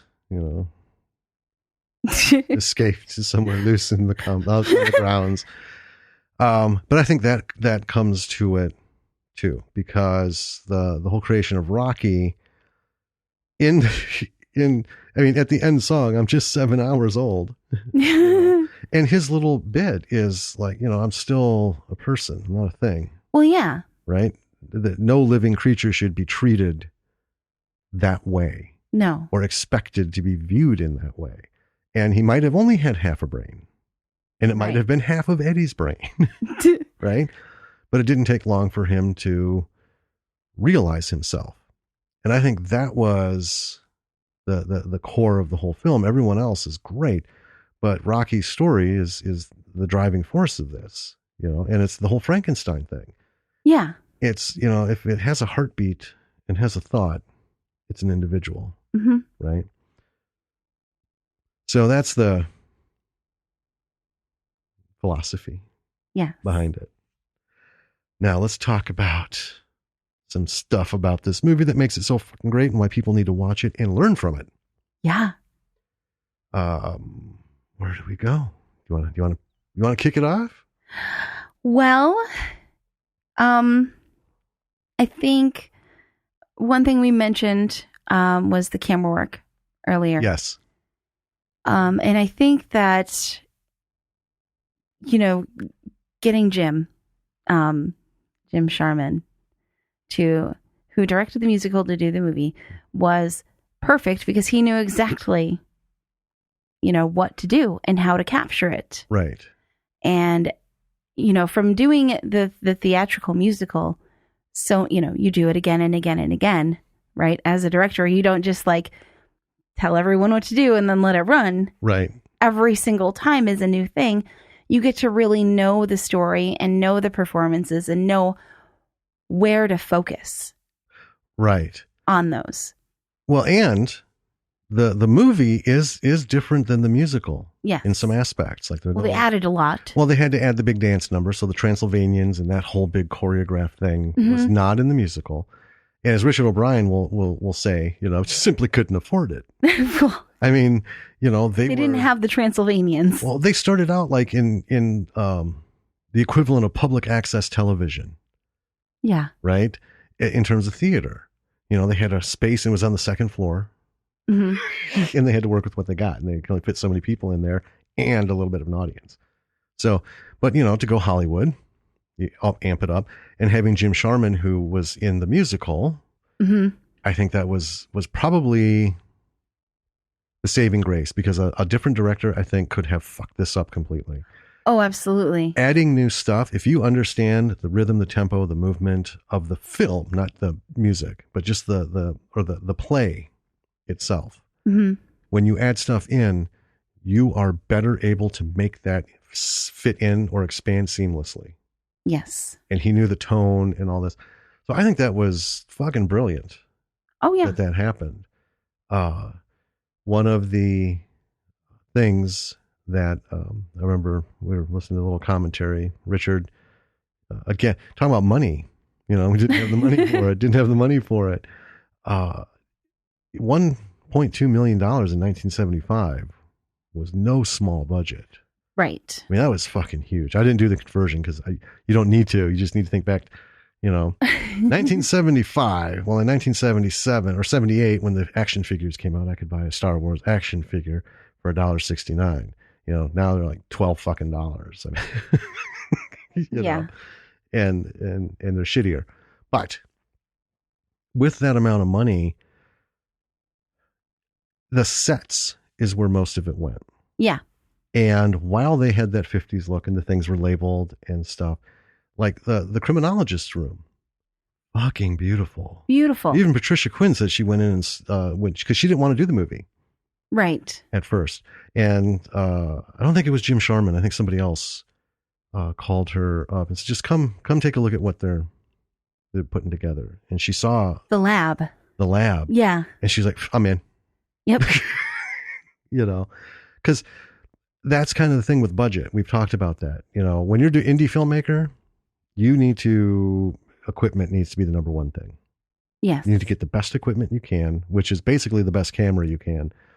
Anything after the camera is just another bonus. But it also comes to, if you have the money, sets. Mm-hmm. And we've talked about, you can shoot shit in your living room. You can shoot it anywhere, but spend a little money to make it what it's supposed to be. Right. And well, yeah. That means even if you have to bring stuff from your house over to your friend's apartment, like in Alice, right? Shot in somebody else's apartment bedroom. Yeah. Okay. But my photographs. Yes. To girly it up. my floral series. Yep. Photographs. Different bedspread. Yeah. Mm-hmm. And so that cost nothing. Right. Right. Cost nothing. Just framed a couple that I didn't have framed and then just went into my collection. Like, okay, let's hang these. Mm-hmm. There you go. We made props. We had someone build us a prop to saw the BB Baney. Yeah. Elvin built that. Yeah. Yeah. And, Yeah. And we went to Goodwill. We got a top hat. And I happened to have a ridiculous bow tie from an old tuxedo. Yeah, that blue one. The blue paisley one. Yeah. That worked just fine. Perfect. You know, that's all it takes, folks. Mm-hmm. That's all it takes. Now, if you have a gigantic budget, you know, go fucking hog wild. Build this shit, do it. But little things can make a massive difference. And it all comes with, if you're a director, you know how to set the scene. If you're an actor, speak up, right? Say, hey, you know what? I get the scene, but based on who my character and stuff is, after looking at this, what if we, you know, added something here, added something there, something that speaks more of the character? Because usually in indie film, right, you don't have a lot of time to sit in one place and build the ambiance of the character and get a picture of them. So yeah, grab what you can, but because what made this work was just all the extra little shit that was added in the background, and it's noticed. Yeah, and another thing I wanted to touch on, and we briefly mentioned it, and when we were talking about the bedrooms, Brad and Janet's bedrooms, was this movie was lit phenomenally. Oh yeah. And I feel like, and I could be wrong, I don't think I am, but I feel like that comes from, I mean, a lot of the theater group, you know, worked on this movie. And guess what is a real big thing in theaters? Lighting. That's, you know. Oh yeah. Well, as a combination of that and, I mean, $1.2 million. Well, yeah. So this is a studio sponsored B movie. Right? This was never going to be an Oscar. Well, yeah. You know, but studio put some heft behind it, right? It did. Because it had a built-in audience. Well, it was an IP. Yeah. Yeah. Like, well, this thing's going crazy over there. Let's bring it to Broadway over here, and then let's make a movie out of this bitch. Yeah. Boom, they did. But yeah, everything on this is spot on. So, you know, obviously, if you have the backing of a studio, you better have good lighting. Yeah. I'm not saying that you do, because we've seen some high-end B movies. They're like, did somebody forget the bulbs? You know? Well, yeah. Did the director have his eyes dilated an hour before the fucking movie? Does he not see this? Well, and it was for the tone of the movie as well, you know, for what it was, as the parody / love letter to B movies, as well as, you know, the statement that it was. If you were to take, you know, another movie and a musical, like let's take, Sound of Music. Okay. Right. And you were to light it as dramatically as this movie was lit. It would have a different feel. Completely different. Yeah, it would. You know, it wouldn't work for Sound of Music. No. Right? Oh man. I have the, you know, it's funny because after we watched this next day, I was playing the music because, you know, you get into these things. I want to watch it again now. Oh yeah.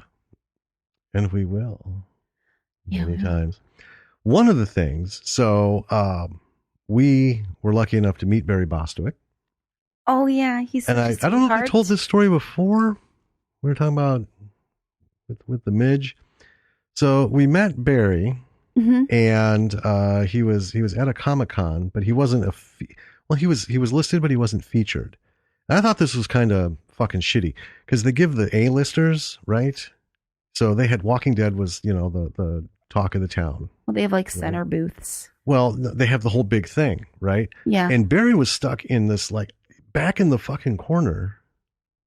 You had to like go to him. You know, they had the big banners and stuff and all the setups. Barry just had a little booth where he had some stuff set up and some pictures, and, you know, you didn't have to do all the lines and bullshit. It was just awesome. So we took with us our DVD, the anniversary edition, to have him sign it. And we had him sign it to our daughter. Right. She was with us and she was 7, maybe 6 or 7 at the time. Yeah. This would have been, 7. Because, this was 2016. Yeah. And so the thought being, it's cool. We have some autograph things. We had our scripts autographed and stuff, but this was something she loved, the Time Warp song. Yes. We had introduced her to it. And she saw the video. So she kind of, she understood a little bit, we're going to go see Brad. Right. She doesn't know that he was, Barry Bostwick was in Spin City with Michael J. Fox for years in television and all these movies and all this other stuff. Well, right. So anyway, we go, and he's, wonderful man. He's so pleasant and sweet. And so he's signing it. So, who are you going to make it to? Our daughter, Lily. And she's standing in front of him, and he starts writing, and then he stops and he looks at her. You haven't seen this, have you? And I jumped in. No, she hasn't. Yeah. Not yet. No, she knows the music. Mm-hmm. And this is for her when she grows up. She can, she gets to have the autographed DVD for her collection and yes, everything. And just watching it last time, we're like, is she old enough yet? Not yet. And you know what? I know there are people out there who, because I grew up with people who were like, no boundaries. I don't say that in a bad way. They don't believe in establishing boundaries. It's like, well, the kid's introduced to this and that's fine. We'll talk to him and stuff. But we know our daughter, and I don't think, she has the full tool set to ask questions and comprehend things just yet. I think we're a year away from some of that. Most of it, not too bad. There's a couple things that I want to be clear. I want to be clear with her on what it is. And I want mystery and. Well, yeah, I don't want to. We never talk down to her, and we never dumb stuff down for her. No, we talk to her like she's an adult. We always have. Yeah. Right. Yeah. Soften the language a bit. A little. but not the baby talk. We never did all that because that's not how you talk to a person. Right. So we've talked to her like she's her own capable person, but we have kind of, you have to explain things from a ground up level, complicated concepts when they're first introduced. Other than that, but see, there's adults who are going to college having that done to them. Well, yeah. Because they're people. Yeah. And it's not that she's unfamiliar with this, type of world, I guess. When she was younger, when my uncles were getting married, she was a little bit confused by that. Right. And so we explained to her and she was like, oh, okay. And I was like, and it's a masquerade. And then she was like, ooh. Oh, well, yeah, it was a masquerade reception. Yeah. Well, yeah. And I think that's one of the beauties of this movie is this is what it was supposed to do in 1975. And it can still do it today. Right. Yeah. She understands about the, Frank and Brad and Frank and Janet and people, men and women love each other. Men and men love each other. Women and women love each other. Some men love men and women. Some women love women and men, some people like dressing, one way or another, or, and they identify with. And we've always been really, forward with her on that. And I think she's seen it on TV. We've talked about it, but she never, until your uncle's wedding, we hadn't actually been to a wedding, right? Or in a situation. We've always talked about it, and she knew your uncles. I mean, well, yeah, yeah, but she just didn't make that connection because she was little.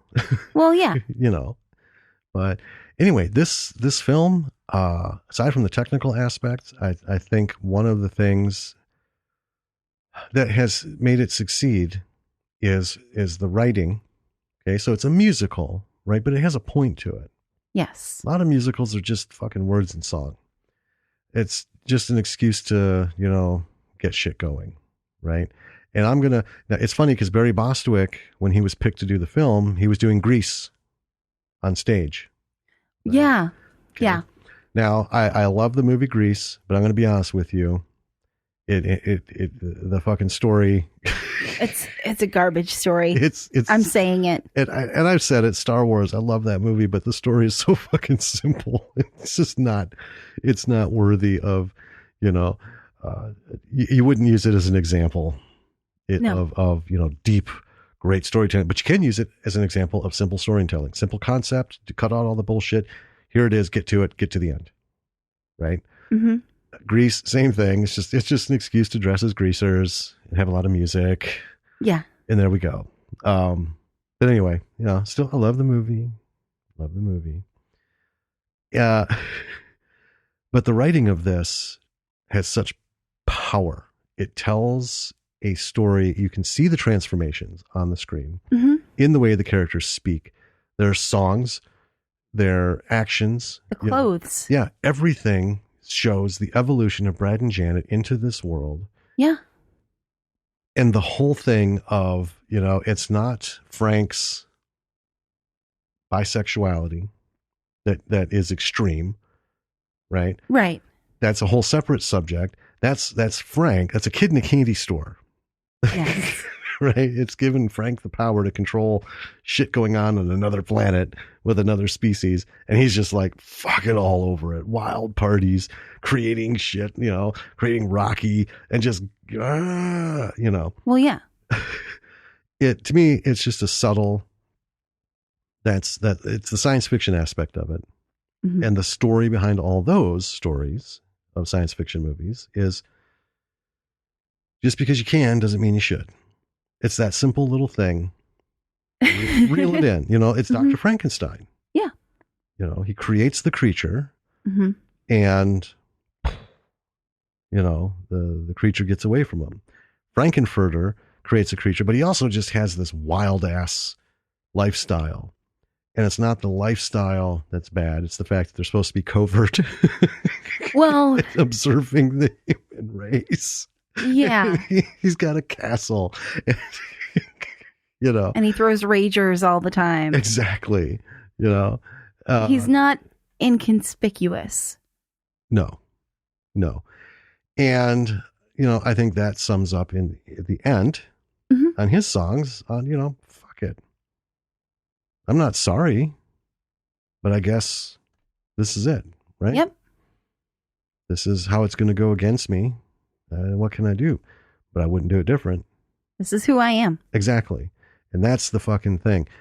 Writing any story, and we don't have, this is who I am, other than Baking in Chaos. Yeah. And it's not this is who I am. It's a coming of age of, this is who I am. I'm going to be okay with that. Yes. A little bit different. Yeah. Right? It's not proclaiming to the world, this is who I am. This is being okay with yourself. The first step. Right. Right. So admittedly, we don't have this kind of story. And if you're going to try and do something along these lines, really work on it. Really, really work on it. Don't do the Hollywood trends. Don't do what's trending on fucking Twitter or on the news, who's bitching, pissing and moaning about this, or who's, railing against that, or pretty much anything, or I don't even want to get into the politics. So anyway. Well, I think that's, I mean, in my opinion, the principal lesson that can be learned from this movie is, what Richard O'Brien did was he wrote this whole thing directly from his heart. Yeah. And because he did that, it speaks to other people's hearts. Oh, absolutely. If you write something that you're absolutely passionate about, something that, is purely, from you, can only be from you. Yeah. Someone is going to connect with that. Oh, yeah. Because so I saw this in 79, right? So I was still 8. And over the years, this got attacked. In the 80s, there was a huge religious movement. They attacked Dungeons and Dragons. They were attacking music, rock and roll. I mean, fucking Frank Zappa was called before the Senate, right? Because they wanted to fucking label lyrics, parental advisory, that bullshit with fucking Tipper Gore and go for it. Yep. Here's the thing. So all that was going on. When it was going on the news, as a kid, I looked at it as just a bunch of assholes. But when it first started, seeing people say, this is perverted, this is damaging, this is all that, they were attacking me as I was listening to it. Yeah. And even at that age, I kind of figured out, because by then I'm 11, Hmm. right? 11 or 12. And I knew, well, there's other people out there who are like me who are hearing it the same way. It's attacking them as they're listening to it. Yeah. And I thought that's one of the great things about this film is the story and everything about it. It emboldened me years before. Fuck you. Yeah. This is who I am. I don't give a shit who you are. You don't ever get to fucking tell me who I am. And Absolutely. And this is my anthem. You know, say what you want, but fuck you. Because you do. I mean, people have the right to speak. Well, yeah. We don't agree with most of it, and it's painful and upsetting. But, if you want to speak freely, others have to speak freely. It's just, how much do you let their bullshit affect you? Find your tribe. I mean, that's it. We've talked about it. Creatives, right? Find your tribe. In life, find your tribe. Yeah. Right? And that's everything. I don't even want to use words to single anything out. Any aspect of life has a tribe attached to it. Find your tribe. And then when you do, fuck the rest. Yep. If you're going to create, again, something that is supposed to touch people, again, just really think about it. Don't go for the puff and fluff. I hate that shit. Right? We've seen a couple movies like Manchester by the Sea. I still don't fucking understand what about that, because it didn't tug my heartstrings. It didn't make me feel any connection with anyone, but apparently the national conscience, right? There was no character growth in that movie. There wasn't any character in the movie. I just don't understand what everyone got all fluffy duffy about it.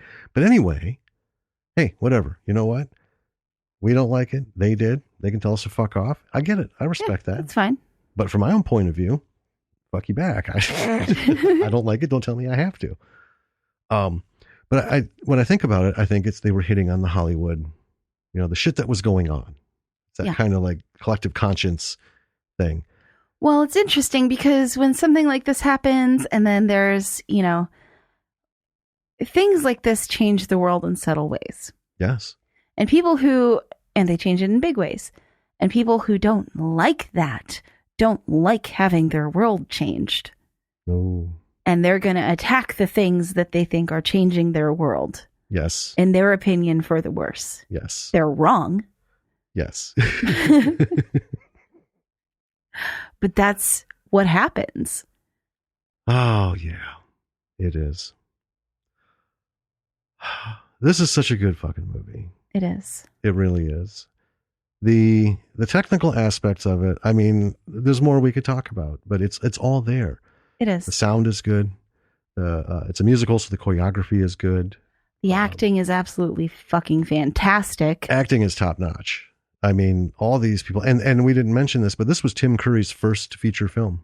Yeah. And I can't think of any better first part to start a career as long and storied as his.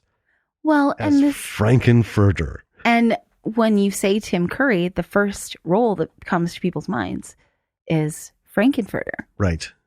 And he's played lots of wonderful roles. Oh, he was, I know, such a beautiful actor. Yeah. So talented. Yeah. But yeah, this, and it's funny watching it because you do, realize, man, I've been watching Tim Curry for a long time. And then you look at it, you're like, look at baby face Tim. Look at little baby Barry. Look at little baby Susan. Uh-huh. Because 45 years. Mm-hmm. Jesus Christ. Ooh. Yeah. I think that's the goal of a director, of an actor, of a writer, composer, that's the dream. 45 years from now, will someone be watching my shit, listening to it, and just loving the fuck out of it in mass? Not the lonely little dude like me sitting in a fucking corner like, look what I dug up. This is awesome. It's a cultural phenomenon today. It is still. And just want to note that I think the last time I went to a show, I was 14. And then life, Well, it just yeah, didn't. And then they stopped coming for a while. they did. But a couple years ago, they had one showing here in Madison with the floor show. They did. There's a group in Madison actually that does it every year, and they do showings actually like fairly regularly now. Now, yeah, they've been doing them for a while. Well, they did a poor job advertising because never saw it, but we finally got to go. I follow them now, and I'm friends with the guy who directs it. So, well, there you go. But it was magical, and it was just as much oomph as the first night. Every night I saw it after that. Mm-hmm. I've seen it many times. But to be able to do that again and watch the performers on the stage do their thing, it's just amazing. It is. I mean, this is B-movie heaven. Yeah. This is an anthem that has and will continue to last for decades. Mm-hmm. I think that's all we can hope for is we have that one thing that touches people. Because whether you do horror, comedy, romance, drama, whatever your genre is, whatever your part in it, acting it out, directing it, writing it. I mean, even authors, right? Just books. Yeah. They just want, it's just the most awesome thing to think. I mean, this could be something that, my grandkids be talking to people about. Yeah. How fucking awesome would that be? Well, if you've never seen the Rocky Horror Picture Show, you need to. And it's not hard to find. It's out there everywhere. Yeah. Buy it, rent it. I recommend buying it. Well, yeah. Because, you're going to watch it again and again and again and again. I tell you what, get the soundtrack too. When you're having a party, spin any one of these bad boys up and shit will bust loose. Oh, yeah. Oh, yeah. This is good stuff. Well. Yeah. We could go on and on about this. It's just, we adore this movie so much. But I think it's time. I think so. That we give it a farewell. Yeah. And remind everybody, you can learn more about what we're doing in all of our podcast links and subscriptions, Patreon links. Yeah. www.lordsofmisruleproductions.com. It's all there, people. Apple Podcasts, Google Play, Google Podcasts, Stitcher, Deezer, Spotify, Pandora, a couple more, TuneIn, iHeart, RSS, email. And plus you can just listen to them on the website. Yes. You can also go to our Patreon page, patreon.com/Bravo for the B-side, all one word. But there's a link on our page for that. All of our episodes are there too. Yeah. Patrons get access early. Yep. Get early episodes. And I'm working on being consistent. I think I'm going to do them a week ahead of time. Yeah. I think I'm going to do that. Make it easy. So yeah, moving forward, folks, you're going to get episodes a week early. Yeah. So. And I want to give a shout out to our first patron. Oh, yes. Roger Whitehead. Yeah. Bring it on. Thank you so much. Much appreciated. Yeah. It is hot as hell in here. I'm sweating. I've got my jammies like rolled all the way up. I'm sitting here watching my wife roll the legs of her pajamas up. Oh, and I'm in my pajamas, by the way. Yeah, to like shorts. And I'm sitting here just sweltering. In my sleeves, and I've like unbuttoned my shirt. I know. This is almost like an erotic podcast. Oh. Well, I'm not contributing to it because I'm just sitting here in a pile of my own soup. So yeah, there's nothing fancy about that. You can take your socks off. Fuck that. Show me your ankles. I'm wearing pants. Oh, okay. Well, I can't wait till it gets warmer. It could be back shorts weather. It was a beautiful day today, but it's going to be, I don't know. It's only gonna hit low 40s, mid 40s most of the next couple of weeks. Yeah, let's see. Yeah, we still got some chilly as shit nights. Well, 50s. The rest of the has it changed again? 50s. They keep doing that. 52, 49, 59. I don't know. It's weird enough. The heat's been off all day too, by the way. Oh. Yeah, because when you open the windows, like, well, I don't need this kicking in, because within like 5 minutes of opening the windows, it dropped 4 degrees. I'm like, oh, I better turn that heat off. And I haven't turned it back on. And it's still Just roasting fine. in here. Yeah. Okay, so we got the website. Yeah. Become a patron. We would appreciate it. We got some stuff. You know, the more patrons we get, we got some stuff we want to jump into, make it well worth the while. I have big ideas for stuff for our patrons. You know, it's kind of like Field of Dreams, only it's not, if you build it, they will come. If they come, we'll build it. Yes. That's kind of the thing, you know. Yeah. Also, you know, follow us on Instagram, Twitter. Yep. YouTube. Episodes are posted on YouTube. Nothing fancy. It's just the podcast with a slideshow.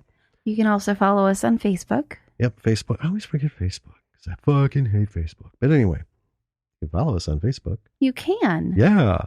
Leave us a review. Yep. Rate us. Yeah. On your platform, whatever platform you listen on. Yeah. Please do. It's important. It just is. I'm not going to try and find out why. Nobody knows why, really. I've talked to, I don't know how many podcasters and stuff. Well, because the world is just a popularity contest. That's all it is. I suppose. But anyway, I suppose it's something to be said for only being on one platform because, you know, it's harder than hell to track all this across a dozen platforms. But I did learn that if you get more than like 178 downloads per episode, that you're doing better than 50% of the podcasts out there. Oh. Well, it's a good thing we have a wide audience. Yes. And we didn't come up with a niche podcast. I know. Jesus. Yeah. No, we appreciate your listening. We do. really do. We understand this is, you know, there's a specific group we're targeting this for. It's a small group. And, you know, we're happy to have you as a part of it. Absolutely. You know, reach out to us. There's email links on our website too. Mm-hmm. Well, you're our tribe. Yeah. The people who are listening to this. And we love chatting with our tribe. Coming up down the road, working on some more interviews, some of my Twitter connections. I'm going to give a shout out to Channel of the Living Dead on YouTube, folks. Oh yeah. Go visit my man. It's great. He's awesome. He's had some interviews. He's also interviewed Hilton and Kyle. Mm-hmm. They're interviewing a lot of indie film horror. It's all about horror. He's in a horror community. Yeah. So we're a little bit broader in the B movie spectrum. But yeah, man, Channel of the Living Dead on YouTube. Go subscribe. He's working. It says it right in his thing. You know, he's and this is one of I want to mention it because I reached out to him when he just commented on a post that I put, and I always look who's commenting, right? And I looked, and it just says right there, he's an ex-con just trying to build something. And I just wrote to him, I'm like, yeah, that's fucking ballsy, man.